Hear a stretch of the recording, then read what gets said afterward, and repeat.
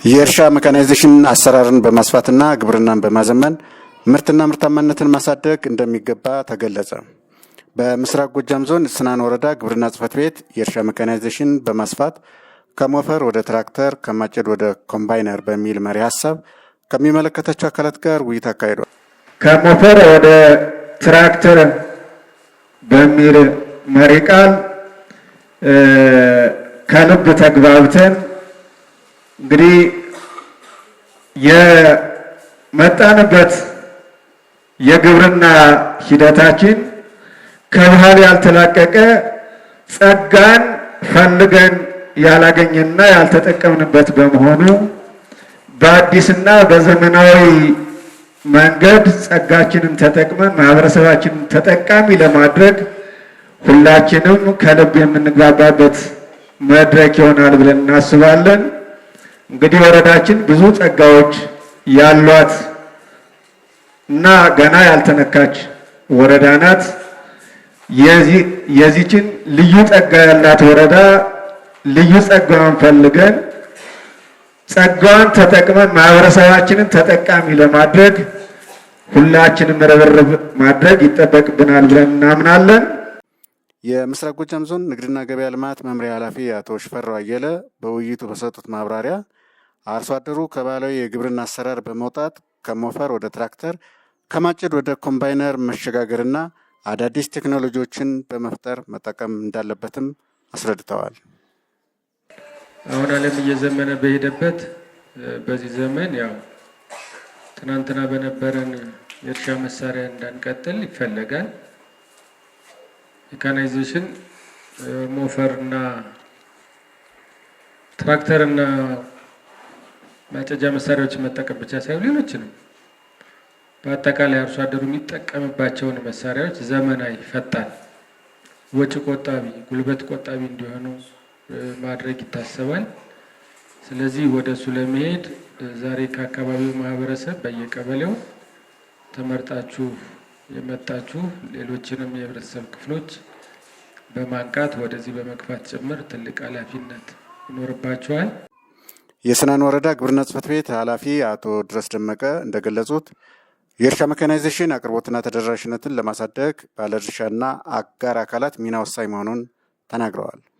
ሜካናይዜሽን ግብርናው መዋቅራዊ ለውጥ እንዲያመጣ የሚያግዝና ምርትና ምርታማነትን በመጨመር የአርሶ አደሩን የምግብ ዋስትና የሚያረጋግጥ አይነተኛ ዘዴ ነው ያሉት አቶ ድረስ በወረዳው ከሚታረሰው መሬት ውስጥ 2250 ሄክታር መሬት ለእርሻ ሜካናይዜሽን ምቹ እንደሆነም ገልጸዋል።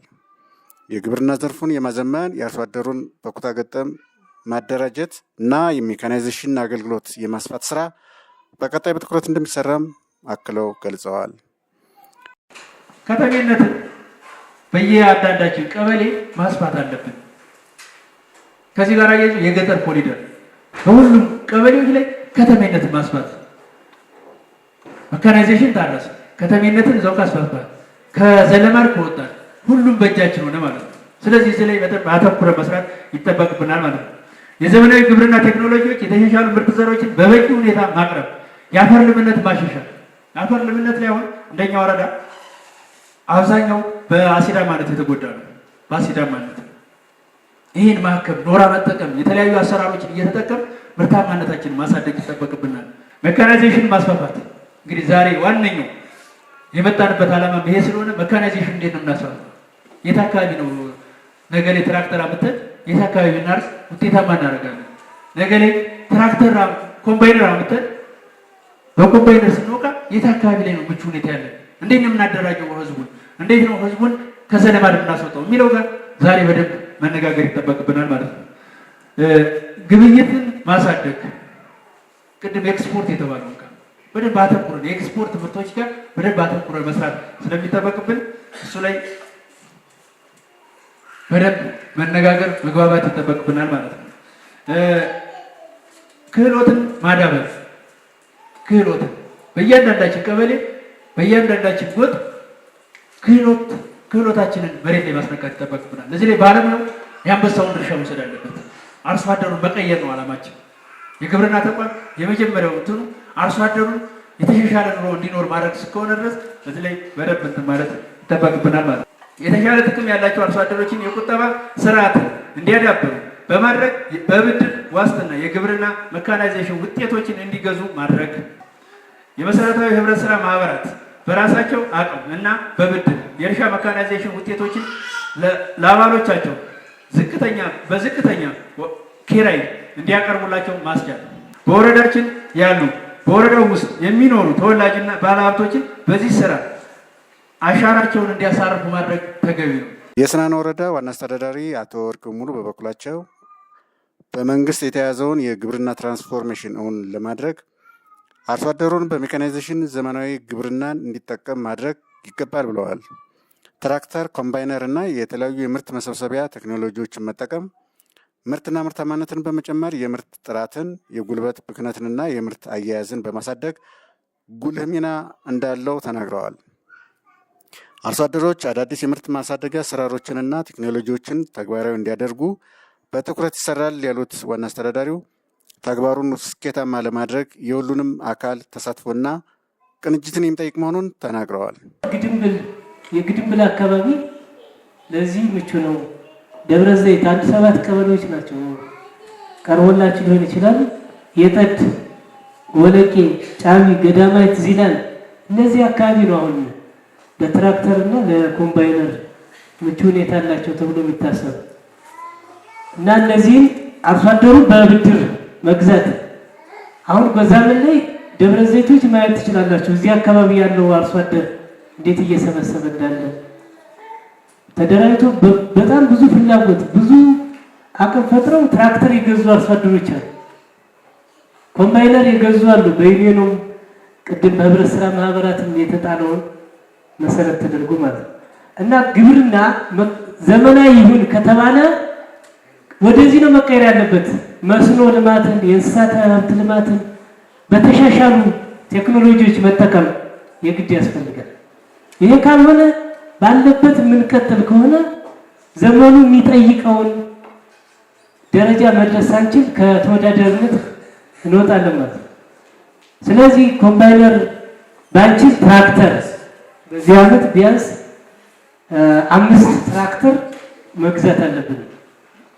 እንግዲህ ከኮስት አናሊሲስ አኳያም ሲሰራ ዛሬ የበሬ ዋጋ ስንት እንደሆነ ታውቁታላችሁ። ሰርቪሱ ይሄን በባለሙያዎች በስፋት የተሰጣቸው ይመስለኛል።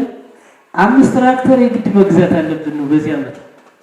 ይህ ባለሙያውን ድጋፍ በተመለከተ እንግዲህ አብዛኞቻችሁ ሞዴል አርሶ አደሮች ከእያንዳንዱ ጎጥ በ7ቱም ቀበሌ ተወጣጣችሁ የመጣችሁ አርሶ አደሮች ፈርቀዳጅ ሆናችሁ ባለሙያው ከእናንተ ጎን ሆኖ እያስተማረና ትምህርት እየሰጠ ክላስተሩን እያደራጀ ውጤት ነገር እንድታመጡ መስራት አለበት።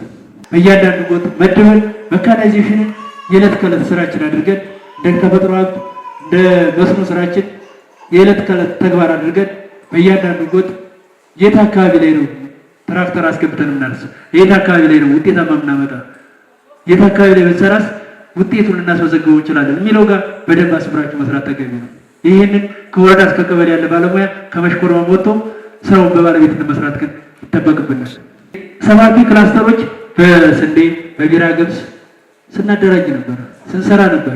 እነዚህ ክላስተሮችን ወደ ዘመናዊ አስተራረስ ዘዴና አስተጃጀት ዘዴ ቀይረን ከማጭድና ከሞፈር ማላቀቅ አለብን።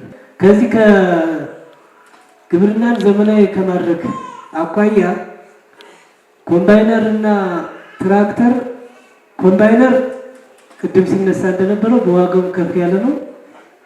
ወረዳ ላይ አንድ ወረዳ ላይ ቢኖርም በእርግጠኝነት የሁሉም የቀበሌዎች መሰብሰብ ይችላል። ስላል ለምንድን ነው ከቴክኖሎጂ ተጠቃሚ የማናደርገው?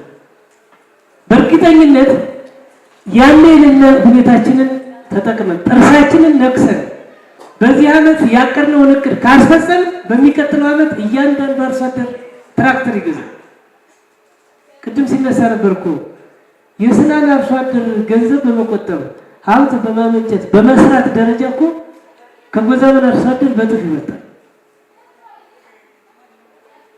የመሬት ስፋት የምናምን ልትሉ ትችላላችሁ፣ ግን ከአርሶ አደሩ ሁኔታ አኳያ ስናየው ግን በዚህ ደረጃ ወስደን ይሄን ያቀርነውን ትራክተርና ኮምባይነር በዚህ ዓመት ገዝተን ለአርሶ አደራችን ተጠቃሚ ማድረግ አለብን የሚለውን እያንዳንዱ ተቋም፣ እያንዳንዱ ባለሙያ፣ እያንዳንዱ አርሶ አደር ካሁኑ ወስደን በምንም ታምር ተግባራዊ ሳናደርግ መክረም የለብንም የሚለውን በቁጭት መነሳት አለብን።